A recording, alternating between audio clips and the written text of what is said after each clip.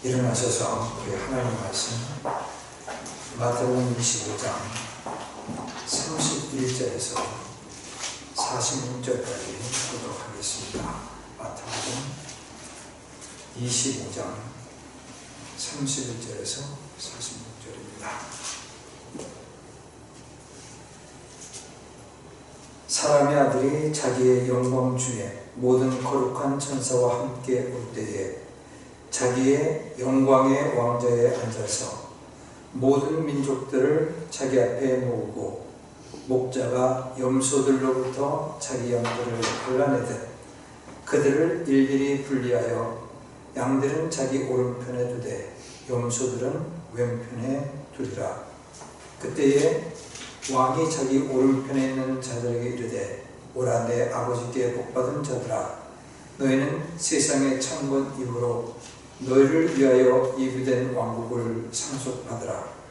내가 줄일 때에 너희가 내게 먹을 것을 주었고 내가 목마를 때에 너희가 내게 마실 것을 주었으며 내가 나그네 되었을 때에 너희가 나를 받아들였고 헐벗었을 때에 너희가 내게 옷을 입혔으며 내가 병들었을 때에 너희가 나를 찾아왔고 내가 감옥에 갇혔을 때에 너희가 내게 왔느니라 하리니, 그때에 그 의로운 자들이 그분께 응답하여 이르되 주여 어느 때에 우리가 주께서 줄이신 것을 보고 잡수시게 하였나이까?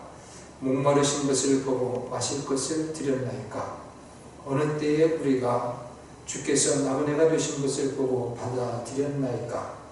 헐벗으신 것을 보고 주께 옷을 입혔나이까? 혹은 우리가 어느 때에 주께서 병드신 것이나 감옥에 갇히신 것을 보고 주께 갔나이까 하리라. 왕이 그들에게 대답하여 이르되 진실로 내가 너희에게 이르노니 너희가 이들 곧 내 형제들 중에서 가장 작은 자 하나에게 그것을 하였은즉 내게 하였느니라 하고, 그때에 그가 왼편에 있는 자들에게도 이르되 저주를 받은 자들아, 너희는 내게서 떠나 마귀와 그의 천사들을 위하여 예비된 영존하는 불에 들어가라. 내가 줄일 때에 너희가 내게 먹을 것을 주지 아니하였고 내가 목마를 때에 너희가 내게 마실 것을 주지 아니하였으며 내가 나그네 되었을 때에 너희가 나를 받아들이지 아니하였고 헐벗었을 때에 너희가 내게 옷을 입히지 아니하였으며 병들었을 때와 감옥에 갇혔을 때에 너희가 나를 찾아오지 아니하였느니라 하리니, 그때에 그들도 그분께 응답하여 이르되 주여 어느 때에 우리가 주께서 줄이신 것이나 목마르신 것이나 나그네 되신 것이나 헐벗으신 것이나 병드신 것이나 감옥에 갇히신 것을 보고 주를 섬기지 아니하더이까 하리라.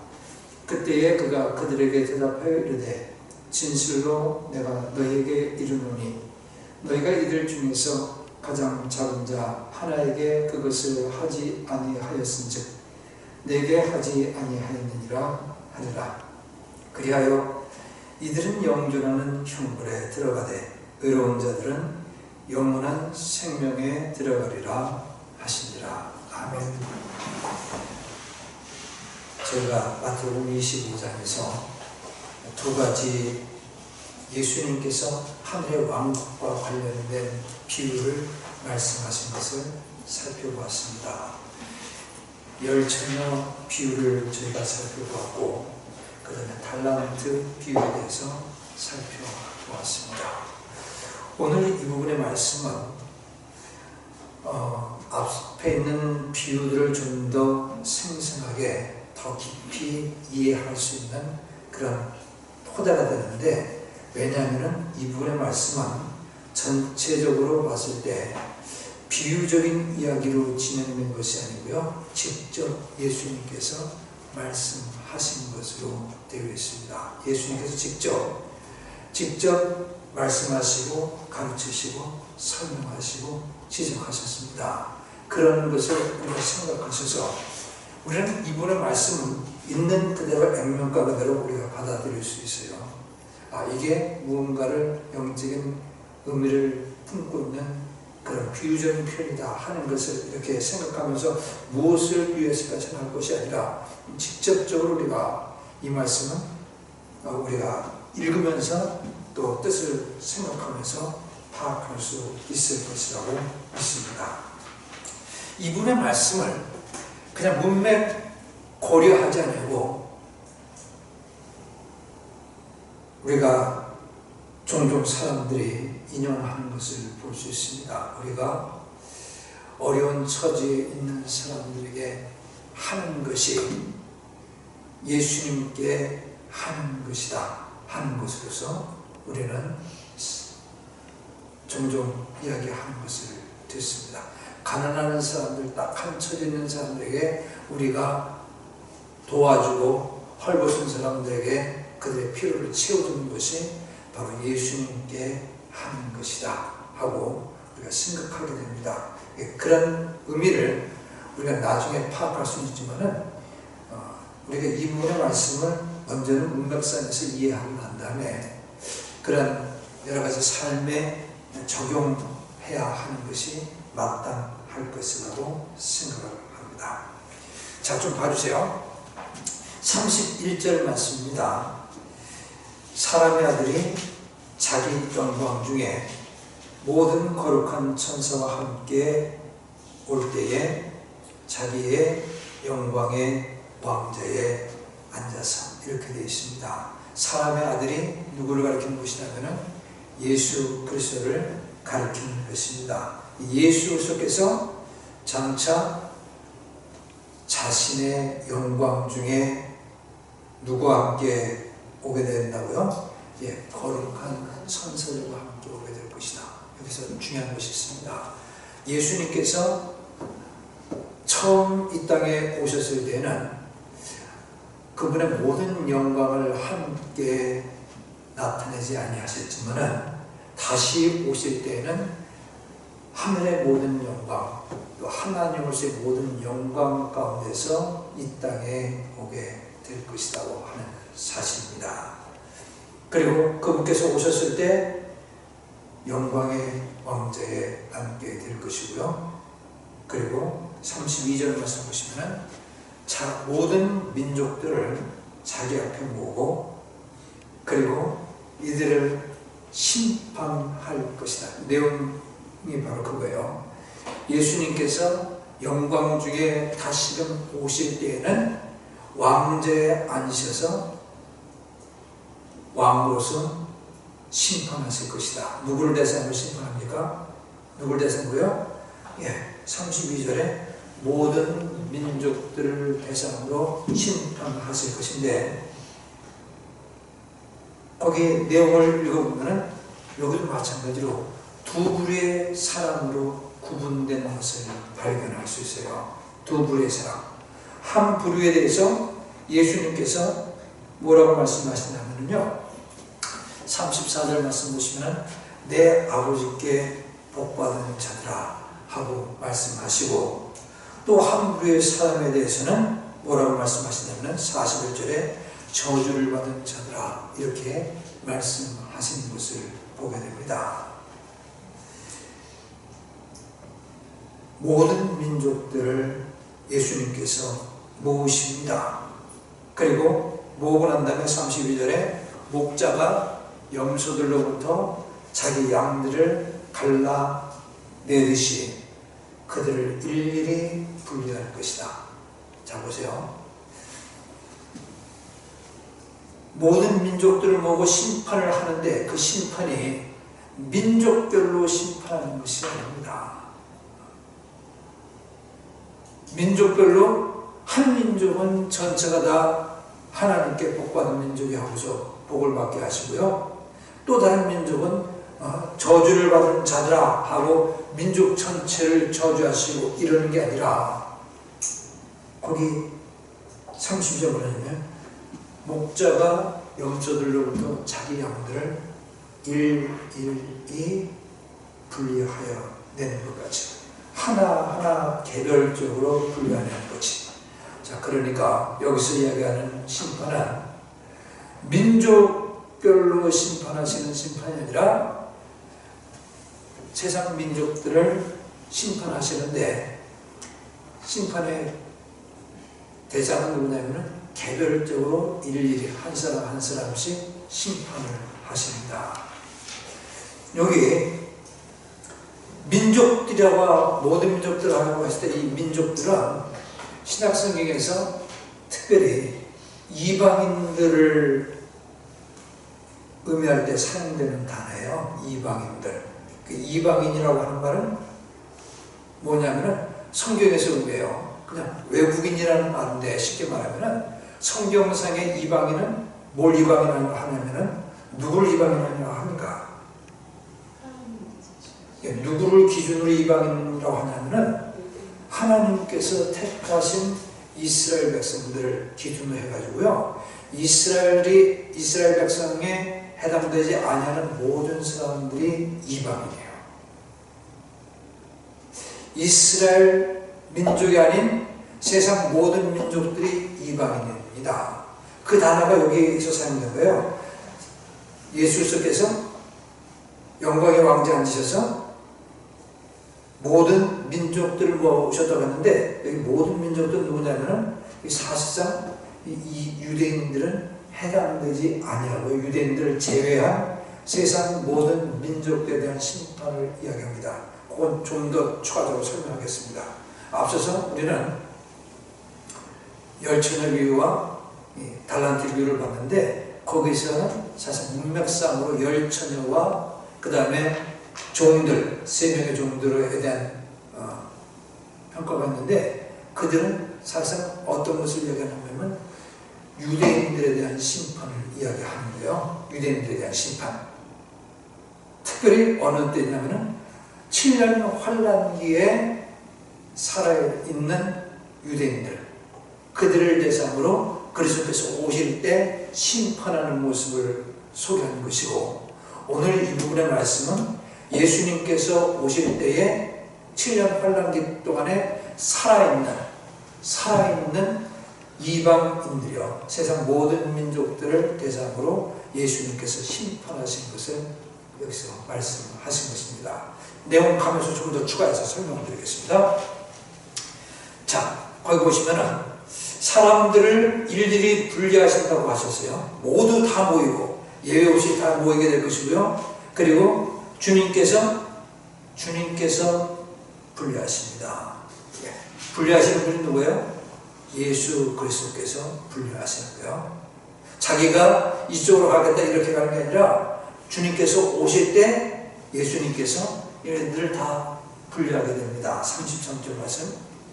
그래서 목자가 염소와 양들을 분리하는 것 같이 모든 민족들을 한 사람 한 사람을 일일이 예수님께서 분리하시는데, 양들은 그분의 오른편에 분리해서 두시고요.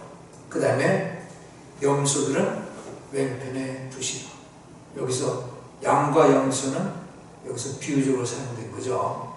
예수님께서 축복받은 자들아 하고 말하는 이 사람들이 양으로 소개됐어요. 그리고 저주를 받은 자들아 하고 불리는 이 사람들이 염소로 이렇게 비유가 됐습니다.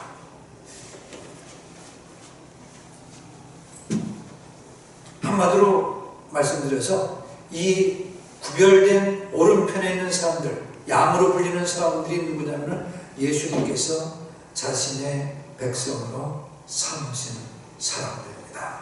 거기 봐주세요. 34절. 그때에 왕이 자기 오른편에 있는 자들에게 이르되,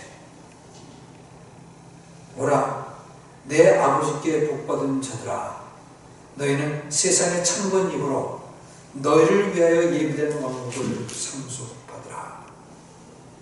보세요. 왼편에 있는 자들에게 예수님께서 말씀하시게 될 것입니다. 뭐라고 말씀하십니까? 너희는 너희를 위해서 예비된 왕국을 상속받으라. 다시 말하면 그 왕국을 상속받아서 그 왕국에 들어갈 수 있는 은혜를 베풀어 주신 거예요. 이들은 왕국에 들어갑니다. 여기서 참 중요한 말이 있는데 여기 뭐라고 했냐면 이들이 예비된 왕국을 상속받게 될 것이다 했어요. 왕국. 중요하다. 잘못 생각해가지고 여기서는 지금 예수님께서 너희를 위하여 예비된 천국을 상속받아라 이렇게 말을 안 했다고 하는 것을 기억을 하십시오. 왕국을 상속받으라 했어요. 이 왕국 떼어놓으면 안 되죠. 우리 앞부분에서 열처녀 비유에서도 하늘의 왕국은 무엇과 같다. 달란트 비유에서도 뭐라고 이야기하셨어요? 예, 하늘의 왕국은 이것과 같다 하는 식으로 표현됐잖아요. 같은 장에서 나온 왕국을 이야기하고 있습니다. 이 왕국은 당연히 뭐가 되겠어요? 하늘의 왕국을, 하나님의 왕국을 말씀하시는 것이 되겠습니다. 하늘의 왕국, 하나님의 왕국. 예, 이것이 세상의 창건이후로 선택받은 자들을 위해서 준비된 것이다. 이 왕국은 어떤 왕국이냐면 바로 그리스도께서 메시아가 통치하는 하나님의 왕국을 가리킵니다. 땅에서 이루어지게 될 하나님의 왕국. 이 왕국에 들어갈 은혜를 베푸는 게 누구에게? 여기 오른편에 있도록 분리된 자녀. 이해가 되시죠? 그러니까 이거를 문맥상에서 이걸 제쳐놓게 되면은 이 말씀 보시면 이게 천국에 들어가는 것이다. 영원한 천국 이걸 우리가 생각하게 되는데 지상에서 세워지는 왕국이요. 메시아 왕국. 우리가 그것을 이해하시면 되겠습니다. 그 다음 35절 가시면 내가 줄일 때에 너희가 내게 먹을 것을 주었고 내가 목마를 때에 너희가 내게 마실 것을 주었으며 내가 나그네 되었을 때에 너희가 나를 받아들였고 헐벗었을 때에 너희가 내게 옷을 입혔으며 내가 병들었을 때에 너희가 나를 찾아왔고 내가 감옥에 갇혔을 때에 너희가 내게 왔느니라 하리니. 자, 예수님께서 이들을 오른편에 구분해 놓으시고 그 다음에 이들에게 너희를 위해서 예비된 왕국을 상속받으라 하고 말씀하신 근거를 이야기하시는데요. 왜 이들에게 그렇게 말씀하시냐면은 너희가 내가 주일 때에 먹을 것을 주었다. 내가 헐벗었을 때에 너희가 입을 것을 주었다. 목마를 때에 마실 것을 주었다. 내가 감옥에 있을 때 너희가 나를 돌봤다. 이런 이야기를 하는 것을 보게 됩니다. 반대로 왼편에 있는 자들에게는 예수님께서 뭐라고 말씀하시냐면요. 41절 보시면은 그가 왼편에 있는 자들에게도 이르되 저주를 받은 자들아 너희는 내게서 떠나 마귀와 그의 천사들 위하여 예비된 영존하는 불에 들어가라. 이렇게 되어 있죠. 그 근거를 예수님께서 말씀하십니다. 내가 줄일 때에 너희가 내게 먹을 것을 주지 아니하였고 그리고 내가 목마를 때에 너희가 내게 마실 것을 주지 아니하였으며 내가 나그네 되었을 때에 너희가 나를 받아들이지 아니하였고 헐벗었을 때 너희가 내게 옷을 입히지 아니하였으며 병들었을 때와 감옥에 갇혔을 때에 너희가 나를 찾아오지 아니하였느니라. 이 말들은 사람들이 의아해했어요. 축복을 받은 사람들도 의아해했습니다. 주님, 우리가 언제 주님께서 굶주린 것을 보고서 먹을 것을 드렸습니까? 언제 목마르신 것을 보고 우리가 마시는 것을 드렸습니까? 전혀 그런 기억이 없습니다. 이런 이야기예요. 반대로 저주받은 사람도 뭐라고 이야기해요? 예수님께서 그렇게 말씀하시니까 너희들이 나에게 아무것도 안 주지 않았다 하니까 이들도 놀라가지고 똑같은 이야기를 합니다. 언제 저희들이 주님께서 목마르신 것을 보고 나서 마실 것을 드리지 않은 적이 있습니까? 우리는 예수님 목마르는 적을 본 적도 없는데요. 이해하게 하는 거예요. 축복을 받은 자건 저주를 받은 자건 이들의 반응은 똑같습니다. 우리가 언제 주님께서 굶주린 걸 본 적도 없는데 우리가 뭘 했다고 이렇게 합니까? 우리가 뭘 안 했다고 이렇게 합니까?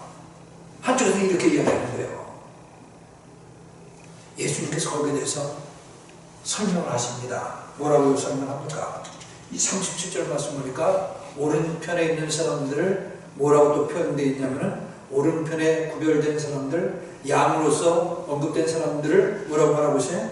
그 사람들은 의로운 자들로서 소개하고 있어요. 37절 보세요. 그때에 그 의로운 자들이 그분께 응답하여 이르되, 오른편에 있는 사람들은 의로운 자들이라고 불리고 있습니다. 주여, 어느 때에 우리가 주께서 줄이신 것을 보고 잡수시게 하였나이까? 목마르신 것을 보고 마실 것을 드렸나이까? 어느 때 우리가 주께서 나가내가 되신 것을 보고 받아들였나이까? 헐벗으신 것을 보고 주께 옷을 입혔나이까? 혹은 우리가 어느 때에 주께서 병드신 것이나 감옥에 갇힌 것을 보고 주께 갔나이까 하리라. 예수님께서 거짓말 하신 건가요? 거짓말 할 수 없는 그분께서 거짓말 하셨을 리는 없는 거죠. 예수님께서 설명하셨습니다. 40절 말씀 같이 읽겠습니다. 왕이 그들에게 대답하여 이르되, 진실로 내가 너희에게 이르노니 너희가 이들 내 형제들 중에서 가장 작은 자 하나에게 그것을 하였은즉 내게 하였느니라.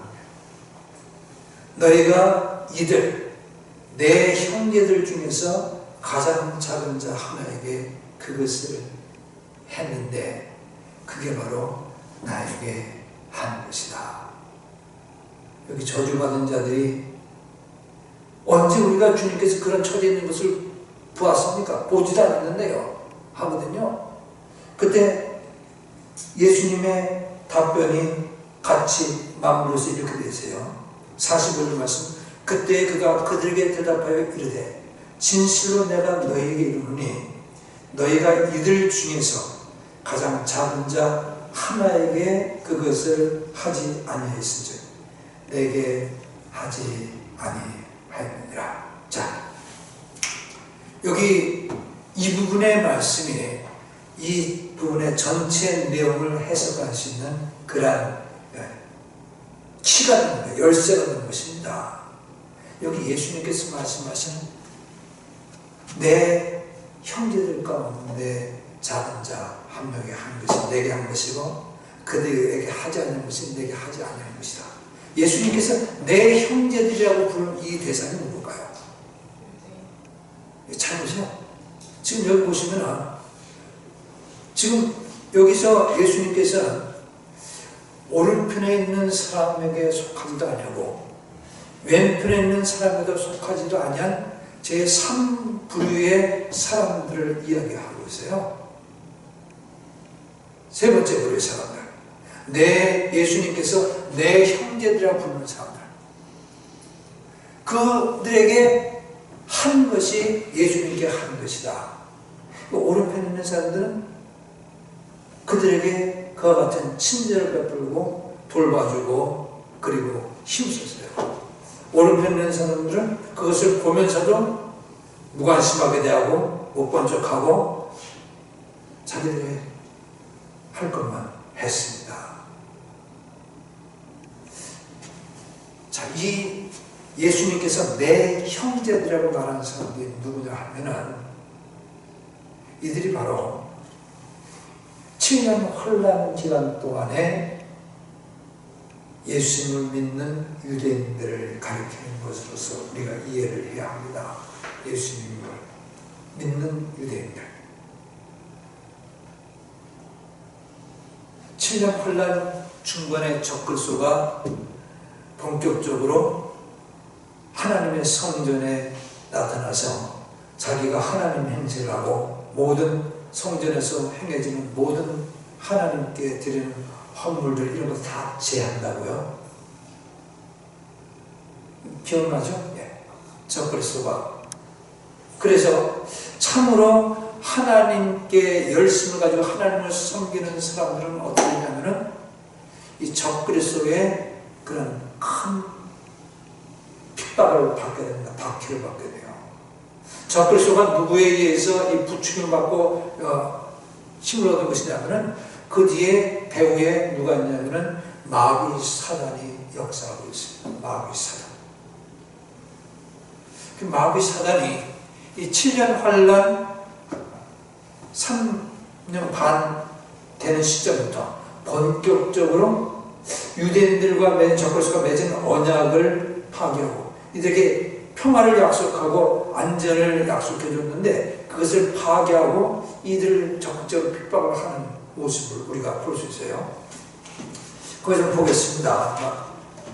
요한계시록 12장 말씀 보시죠. 요한계시록 12장 말씀.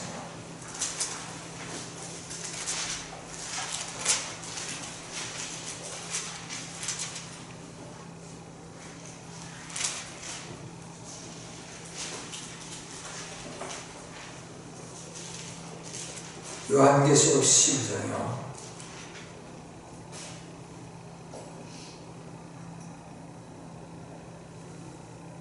13절 말씀. 용이 자기가 땅으로 내쫓긴 것을 보고 사내 아이를 낳은 그 여자를 핍박하니라 하더라. 이렇게 되죠. 여기 용은 여기 내용 보시면은 마귀 사단을 가리킵니다. 마귀 사단이 하늘에서 내어 쫓고 난 다음에 사내 아이를 낳은 여자, 다시 말하면은 거기 12장 1절에 나타나 있는데요. 이 사내 아이는 예수 그리스도고요. 예수 그리스도 낳은 이 여자는 마리아가 아니라 그 이스라엘 민족을 의미합니다. 그 내용적으로. 그래서 이 이스라엘 민족 유대인들에 대한 핍박을 마귀 사단이 하게 됩니다. 14절이요. 그 여자가 큰 독수 위에 두 날개를 받았으니 이것은 그녀가 광야 곧 그녀의 처소로 날아가 거기서 그 뱀의 얼굴을 피하여 한 때와 두 때와 반 때 동안 양육받게 하리라. 한 때와 두 때와 반 때, 3년 반을 가리킵니다. 그 다음에 거기 보시면은 17절 말씀. 용이 여자에게 진노하여 그녀의 시중에서 남은 자들 곧 하나님의 명령들을 지키고 예수 그리스도의 증언을 가진 자들과 전쟁을 하려고 가니라. 보세요. 그녀의 시계 중에서 남은 자들, 이거는 살아있는 유대인들 이 당시 이들과 전쟁을 하고자 한다. 이렇게 되어 있죠. 그러면서 이제 적그리스도가 등장합니다. 13장 보게 되면은 적그리스도가 등장하게 되고요. 거기에 666표를 이야기를 하는 게 있는데 15절 말씀 보겠습니다. 15절 말씀. 13장 15절에요. 또 그가 그 짐승의 형상에게 생명을 줄 권능을 소유하여 그 짐승의 형상이 말도 하게 하고 그 짐승의 형상에게 경배하려 하지 아니하는 자들은 다 죽이게 하더라. 그가 모든 자, 곧 작은 자나 큰 자나 부유한 자나 가난한 자나 자유로운 자나 매인 자에게 그들의 오른손 안에나 이마에 표를 받게 하고 그 표나 그 짐승의 이름이나 그의 이름의 수를 가진 자 외에는 아무도 사거나 팔지 못하게 하더라. 여기 나와 있죠. 여기 보게 되면은 여기 이 시대에 7년 하는 이 시대에 적그리스도 등장한 이 시기에 참으로 믿음을 가진 유대인들은 짐승의 표를 받을 것이냐 받을지 아니할 것이냐 받지 않습니다. 짐승에게 경배할 것이냐 경배하지 않을 것이냐 경배하지 않습니다. 그러니까 이들은 어떻게 해요? 표가 없으면 이 시대에 어떤 것도 사거나 팔거나 할 수 없다. 보시죠? 사거나 팔거나 할 수 없어요. 자, 이 당시 마귀 사단과 그 다음에 적그리스도의 공격 대상이 된 믿는 유대인들은 상당히 어려운 가운데 처하게 될 것입니다. 많은 유대인들이 죽게 될 것이고요. 그리고 그런 가운데서 죽지 않으려면 어떻게 해요? 죽지 않으려면 피해야죠. 피해야 되는데 이들은 짐승의 표, 믿는 유대인들이에요. 이들은 짐승의 표를 받을 수도 없습니다. 왜냐하면 그것이 하나님을 부정하는 것이니까 받을 수도 없어요. 그러니까 먹을 것을 구할 수 있어요? 없어요? 구할 수 없습니다. 표가 없으니까. 이들이 살아남으려면 어떻게 돼요? 누군가가 도와줘야 되거든. 그러니까 누군가가 도와줘야 되는데 이들을 도와주는 사람이 누구냐면은 7년 환란기 기간 동안에 예수 그리스도를 믿게 되는 믿는 이방인들이에요. 이들이 도와주는 거예요. 여기서 지금 예수님께서 말씀하시죠.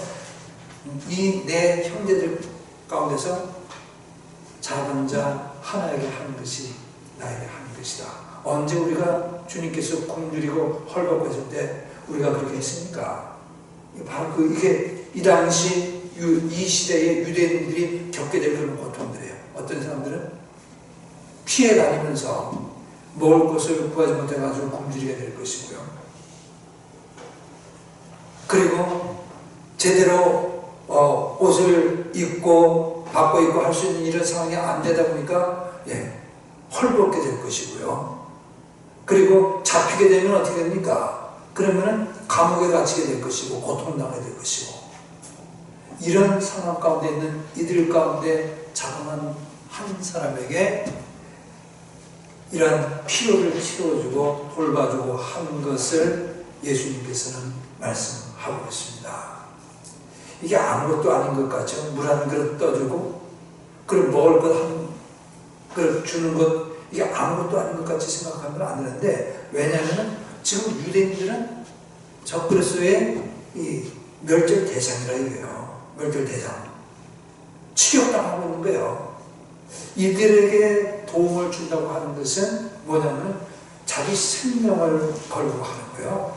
사실상 이 시대에 자기 생명을 걸 정도로 이렇게 하게 된다는 것은 무슨 말이냐면 이들이 예수 그리스도를 믿는 자들이기 때문에 그게 가능한 것이죠. 반대로 이 저주받은 자들을 생각해 보세요. 저주받은 자들은 뭐냐면은 이들은 믿지 않는 자들입니다. 이들은 예수 그리스도를 믿지 않는 자들이에요. 이들은 이 시대의 그런 상황 가운데서 적그리스도에 동조하는 자들이고 그러니까 유대인들에 대해서 관심이 없어요. 이들이 어떻게 되건 간에. 자, 이제 그런 배경을 우리가 생각해 본다 하면 이게 지금 왜 이와 같은 말씀들이 주어지게 됐는가 하는 것을 깨달을 수 있을 것입니다. 자, 우리가 여기서 자칫 오해하지 않아야 되는데 보십시오. 여기 축복받은 자들은 어떻게 해요? 하나님의 왕국을 상속받게 됩니다. 그렇죠? 그 다음 저주받은 자들은 어떻게 됩니까? 저주받은 자들은 마귀와 그의 천사들 위하여 예비된 영존한 불에 들어간다. 영원한 심판이요. 그런데 무엇을 근거로서 이게 이루어지는 거죠? 자칫 잘못 생각하면은 선행을 베풀었느냐 베풀지 아니하였느냐 이것을 근거로 해가지고 어떤 사람이 하나님의 왕국에 들어가고 일부 사람들은 천국이라고 이야기하는데요. 그리고 일부 그렇지 않은 사람들은 어떻게 해요? 지옥에 가는 거 아니냐, 영원한 불못에 던져지는 거 아니냐. 그러니까 이거 예수님께서 말씀하신 거 보게 되면은 이게 구원이 우리가 선행을 행하느냐 여부에 의해서 좌우되고 결정되는 것 아닌가 이런 생각을 품게 될 수 있습니다. 사실 말씀을 좀 더 하나하나 살펴볼 것 같으면은 그런 의문을 정상적으로 품어야지 이게 맞는 거죠. 제가 보기에는 이 부분 말씀 읽어보면서 그런 의문을 품어봤어요. 이 부분의 말씀은 달리 어떻게 이해할 수 없는데 이게 선행이 구원의 방편이 된 것 아닌가 생각하게 됩니다. 다시 한번 얘기하지만 우리가 자신의 선행으로 구원받을 수 있을 만한 사람은 없습니다. 하나님 앞에서 선행으로 구원받을 수 있는 사람은 한 명도 없어요. 우리는 하나님의 전적인 은혜로, 그리고 하나님께서 말씀하신 대로 믿으라고 이야기를 하셨기 때문에 우리가 믿음으로 말미암아 구원을 받습니다. 하나님의 은혜로 믿음을 통해서 우리가 구원을 받아요. 구약시대에 구원받는 것도 마찬가지로 믿음 때문에 구원받게 되는 것이고요. 신약시대에 구원받는 것도 믿음 때문에 구원받는 것이고, 이 오늘날 우리들이 구원받는 것도 믿음 때문에 구원받을 수 있는 것이고요. 7년 환란기간 동안에 사람들이 구원받는다면 그 사람들은 무엇 때문에 구원받느냐? 행위가 아니라 믿음 때문에 구원을 받는 것입니다. 이거 오해하지 않게 되길 바라겠습니다. 그러면 여기 이 부분의 말씀은 우리가 어떻게 이해해야 되는 것인가? 예수님께서 너희가 나에게 마실 물을 주었고, 그리고 입을 옷을 주었고, 먹을 것을 주었고, 이렇게 병들었을 때 감옥에서 돌아 찾아와 주었다 하면서 이야기하시는데, 이걸 이야기하시는데 이걸 어떻게 우리가 받아들여야 될 것이냐 하면 이건 이렇습니다. 한마디로 예수님께서는 이 말씀에 앞서서 아주 중요한 원리를 마태복음에서 말씀해 주셨어요. 마태복음 7장 말씀 보겠습니다. 마태복음 7장 말씀.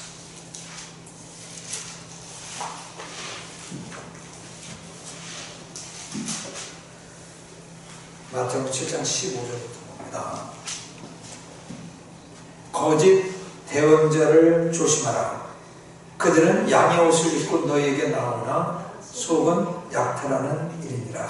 그 다음에요. 너희가 그들의 열매로 그들을 알리니 사람들이 가시나무에서 포도를 또는 엉겅퀴에서 무화과를 거두느냐. 이와 같이 좋은 나무보다 좋은 열매를 맺고 변질된 나무는 나쁜 열매를 맺나니 좋은 나무가 나쁜 열매를 맺지 못하고 또 변질된 나무가 좋은 열매를 맺지 못하겠습니다. 여기 중요한 말씀이에요. 열매로 나무를 알게 될 것이다. 나무가 어떠한지는 그 열매 맺는 것을 봄으로 말미암아 알 수 있다. 이와 같은 말씀을 하셨어요. 이 말씀이 여기도 마찬가지로 구원 문제와 관련해서 적용되는데, 이 사람들이, 여기 축복받은 사람들이 오른편에 구분돼서 놓여지게 된 이 사람들이 축복받고 이들이 왕국을 상속받게 된 이유는 이들이 구원받았다는 것을 의미하는 것인데요. 다시 말하면 이들이 구원받았기 때문에 적그리스도가 어떤 명령을 내렸건 거기 개의치 아니하고, 여기 하나님의 택하신 사람들에 대한 사랑을 베풀고 이들을 돕고자 한 그런 행동으로 나타나게 된 것입니다. 이들이 구원받은 믿음을 가지고 있었던 사람들이기 때문에 그들이 그와 같은 친절한 행동으로서 이 유대인들을 대하게 됐다는 이야기예요. 반대로 저주받은 자들은 뭐냐면 이들은 구원받은 자들이 아닙니다. 여전히 적그리스도에게 동조하는 자들이거든요. 그러니까 그런 불신이 근거가 돼가지고 하나님께서 관심 가지시는 하나님의 택하신 백성들에 대해서 아무런 관심을 기울일 필요가 없어요. 그들이 굶주리거나 말거나 죽거나 말거나 상관없는 것이죠. 이러한 것을 통해서 이들의 믿음이 이런 목숨 건 행동으로까지 나타날 수 있었고, 또 다른 사람들의 행동은 그들이 전적으로 불신하기 때문에 이렇게 될 수밖에 없었다 하는 그런 의미로서 우리가 이해할 수 있는 것입니다. 자, 이게 중요한 그런 내용이에요. 이게. 그래서 우리가 이걸 보게 되면은, 자, 여기 오늘 말씀에서 몇 왼편에 있는 사람과 오른편에 있는 사람만 있는 게 아니라 또 한 부류의 사람들이 있다고 하는 사실. 이 한 부류의 사람, 예수님께서 내 형제들이라고 부르는 사람들이 있다고 하는 사실. 그러니까 여기 왼편과 오른편에 있는 사람들은 모든 민족들 가운데서 이렇게 구분된 것인데, 모든 민족들의 이 심판에 대해서 유대인들은 제외되어 있다고 하는 사실을 기억하십시오. 그렇죠? 왜냐하면 여기 이 부분에서는 유대인들에 대한 심판은 다루는 게 아닙니까? 이 부분에서는 유대인이 아닌 7년 환란 기간 동안에 살아있는, 예수님께서 오실 때에 살아있는 이방인들에 대한 심판이라는 거죠. 그들이 믿음을 가지고 있는 사람들은 구원받았고, 그들의 구원받았음이 행위로서 이렇게 표현되게 된 것이 열매로서 표현된 거예요. 그러나 또 한 부류의 사람들은 그들이 불신앙 가운데 있었고, 그래서 그들은 하나님께서 택하신 백성에 대해서 아무런 관심을 갖지 않는 그 태도로서 나타났다 하는 것을 우리가 이해하시면 되겠습니다. 유대인들에 대한 심판은 열처녀 비유와 그 다음에 이 달란트 비유에서의 종들을 통해서 우리는 그걸 보게 됩니다. 거기서 우리는 믿는 유대인들과 믿지 않는 유대인들 이렇게 구분해서 이해를 해야 될 거예요. 살아있는 유대인들이요, 한마디로. 근데 여기서 우리가 얘기했지만은, 자, 거기서 유대인들에 대한 심판도 있고, 그 다음에 7년 환란 기간 동안에 이방인들에 대한 심판도 있지만은, 교회 시대 그리스도인들에 대한 언급은 전혀 없는 거예요. 왜 없냐면은 이미 7년 환란 이전에 다 휴거된 가운데 있었기 때문에 이 7년 환란 기간을 다루는 감람산 강화에서는 이 교회가 언급될 이유가 없는 것이죠. 그런 관점에서 우리가 전체를 이해하실 수 있으면 되겠습니다. 그 다음에 이제 여기서 이제 끝이면 안 되고, 잘 보세요. 여기서 끝이면 안 되고 또 하나 중요한 것인데, 그건 뭐냐면은 하나님께서 이 영원한 불영, 영원한 불못, 이 영원한 불못은 꼭 기억하셔야 되는데, 41절은 영원한 불못은 하나님께서 누구를 위해서 준비해 놓은 거예요? 영원한 불못 41절에 마귀와 그의 천사들을 위하여 예비된 영존하는 불, 이게 나오잖아요. 영원한 불못은 누구를 위해서 준비된 것이냐면은, 원래 이곳은 사람을 위해서 하나님께서 준비하는 곳이 아니에요. 마귀 사단과 그를 추종하는 악한 영들을 위해서 준비해 놓은 곳인데, 그런데 사람들이 하나님을 따르지 않냐고 마귀 사단에 매여서 마귀 사단에 이끌림을 받는 대로 행동하다 보니까 마귀 사단과 함께 같은 처지에 놓이게 되는 것이라고 하는 점을 우리가 알아야 하겠습니다. 자, 잘 보세요. 여기서 우리가 또 주목할 것이 또 있어요. 또 뭐가 또 있냐면은, 여기 이 부분의 말씀은 비유가 아니에요. 여기 오늘 다룬 말씀은 이 부분은 비유가 아닙니다. 직접적으로 예수님께서 말씀하신 것입니다. 왼편에 있는 사람은 어떠한 운명에 처해될 것인지, 오른편에 있는 사람들은 어떤 운명에 처해될 것인지를 예수님께서 직접적으로 말씀하셨어요. 한 부류는 축복받고 하나님 왕국에 들어가고, 한 부류는 영원한 심판을 받게 된다. 그렇죠? 근데 심판을 받게 되는 사람들에 대해서 뭐라고 표현했냐면은 41절 말씀, 너희는 어디서부터 떠나라고요? 너희는 저주를 받은 자들아, 너희는 어디서 떠나라고요? 내게서 떠나라 한 말이세요. 내게서 떠나 영존하는 불에 들어가라. 저주를 받은 사람들이 주님으로부터 떠나야 된다고 하는 사실을 기억하시죠. 주님으로부터 떠나요. 주님으로부터 떠납니다. 이게 참 중요한 거예요. 주님으로부터 멀어지게 된다고 하는 사실. 이게 참 중요한데, 이게 왜 중요하냐면은,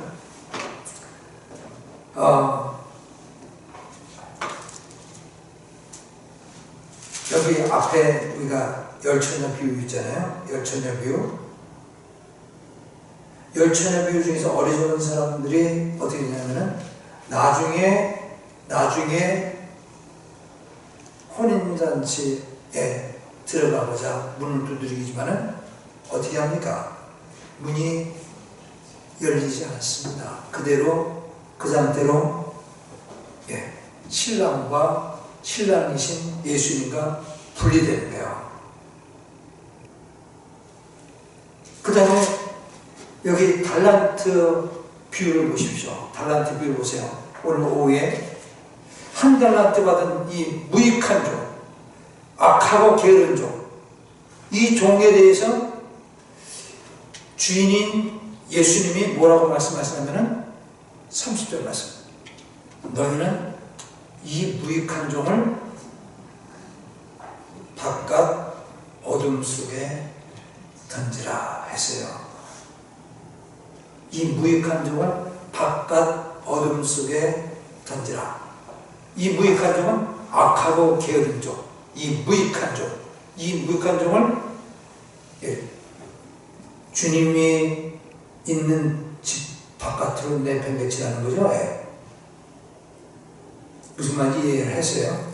그러니까 우리가 여기 이 말씀의 비유들을 여기 예수님께서 마지막 부분에 하신 말씀과 같이 연결해 보려면 우리는 여기서 그저 단순하게 이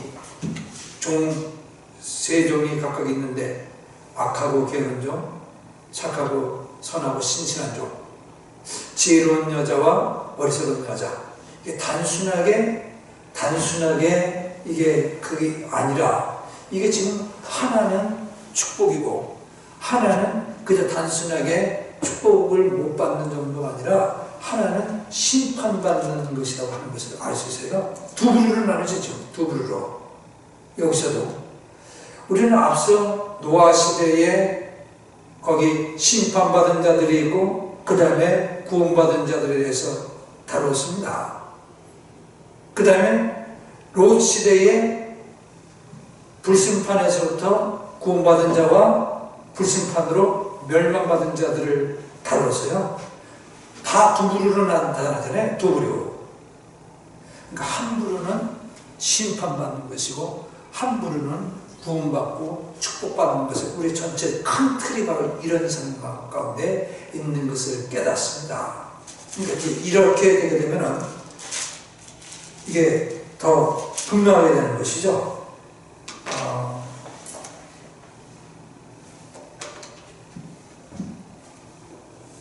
30절 말씀 보겠습니다. 30절 말씀. 25장 30절 말씀.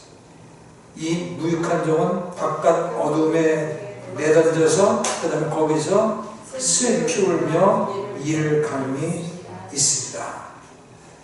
그러면 우리가 앞에서 이제 계속되는 거예요. 여기 어리석은 다섯 처녀도 문 밖에서 여기 나와 있지 않지만 그 기쁨 잔치에 참여하지 못하고 슬퍼하고 안타까워하고 애통해하는 그런 모습을 우리가 생각하게 됩니다. 그 다음에 24장의 마지막 부분에 있는 그 신실한 종과 악한 종에 관한 것도요.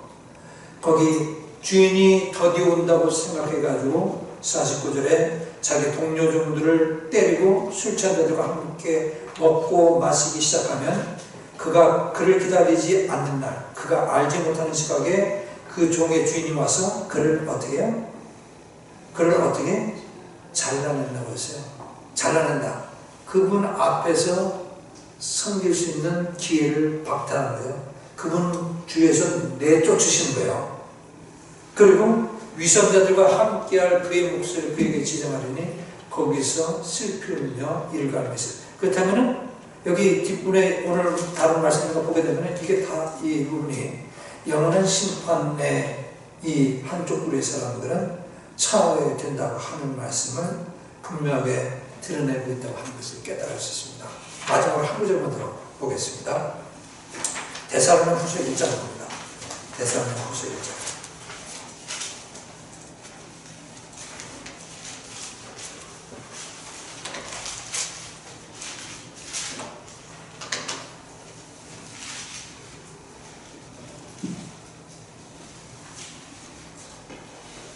7절, 8절 말씀,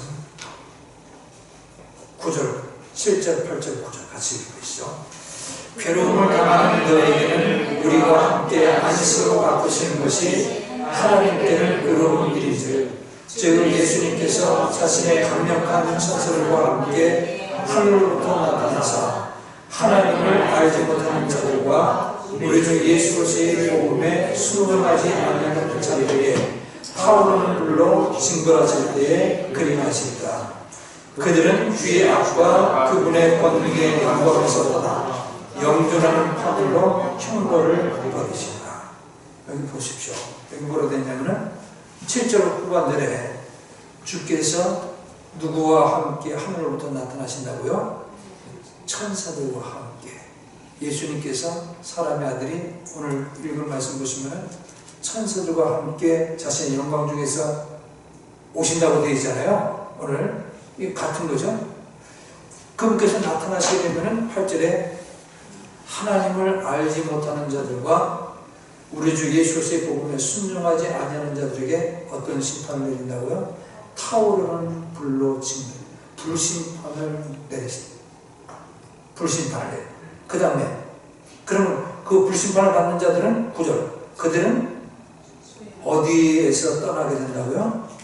그들은 어디에서 떠나게 돼요?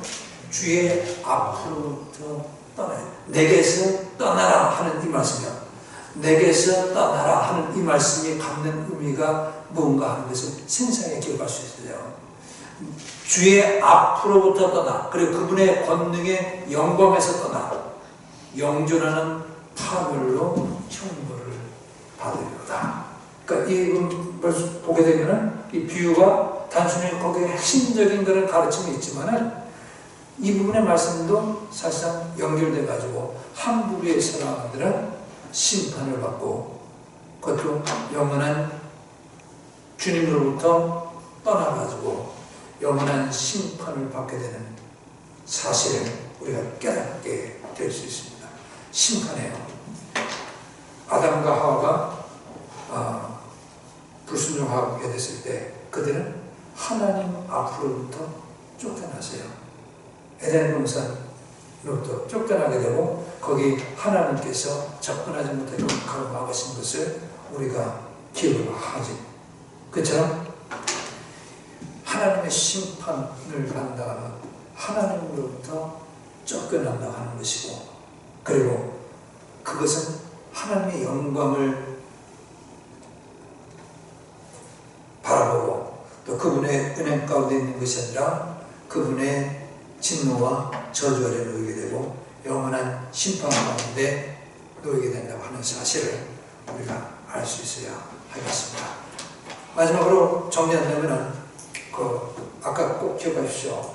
오늘 다른 말씀 가운데서 이 내 형제 중에 한 사람에게 한 것이 바로 나에게 한 것이다. 이 말씀을 잘못 오해해가지고 구원받고 그리고 멸망당하는 것의 근거가 행위다 이렇게 생각하시면 안 돼요. 그렇게 예수님의 혈통적인 그런 유대인들에게 그 당시 친절을 베풀고 그리고 그들을 살핀 것은 그들이 믿음을 가졌기 때문에 그렇게 할 수 있었던 열매에 지나지 않습니다.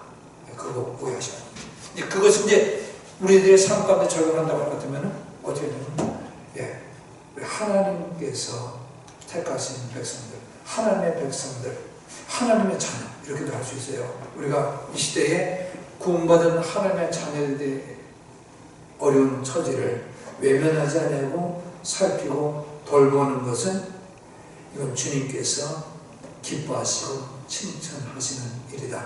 그것은 주님께서는 자신에게 하는 일로서 자신을 섬기는 일로서 그렇게 간주하신다고 하는 사실 이해를 하시죠? 네.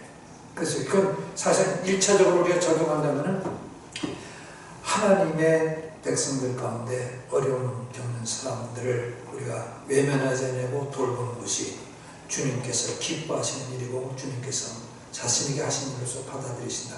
그리고 당연히 그분께서 그것을 갚아주시겠죠. 그걸 이제 더 넓게 우리가 확장해 나갈 것 같으면은 하나님께서 관심을 가지고 있는 사람들은 이 땅에서도 비록 구원받지 않았다 할지라도 억눌림 가운데 있는 사람들, 가난한 사람들, 항상 이런 사람들은 하나님의 관심 대상입니다. 하나님께서는 긍휼이 많으신 감사를 기울여 하십시오. 그 사람이 믿음을 가질 걸 믿지 않으면 불신자들도 하나님께 긍휼히 여기시잖아요. 그렇듯이 특별히 그런 가운데서도 이 없는 자들, 과부들, 고아들, 헐벗는 사람들 주님께서 관심 가신다는 걸 아시고 우리가 이런 사람들에 대해서도 주님께서 말씀하신 대로 주님께서 우리에게 맡기신 것들을 적절하게 사용하여서 주님의 영광을 드러내는 자들 될 수 있어야 하겠습니다. 기도합니다. 하나님